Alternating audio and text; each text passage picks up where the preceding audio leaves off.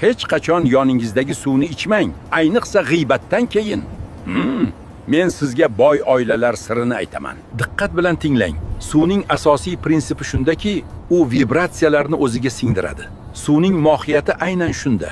Suv yonida aytilgan har bir so'z tebranish orqali qabul qilinadi va yozib olinadi. Endi tasavvur qiling.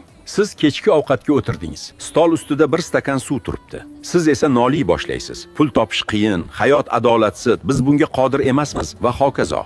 Keyin siz o'sha stakanni olib, suvni ichasiz. Siz hozirgina aytgan barcha so'zlaringizni ichingizga yutdingiz. Otam menga unutilmas saboq berib ketgan. Uning ovqat paytidagi bitta qoidasi bor edi va u hech qachon buzilmasdi. Stol ustida ovqat yoki suv turgan paytda hech qanday salbiy energiya bo'lmasligi kerak. Hech qanday shikoyat, g'iybat yoki yomon gap bo'lmasin, hatto o'zingiz haqida. Endi doim oldingizda suv bo'lsa, atrofda nima gapirilayotganiga e'tibor bering.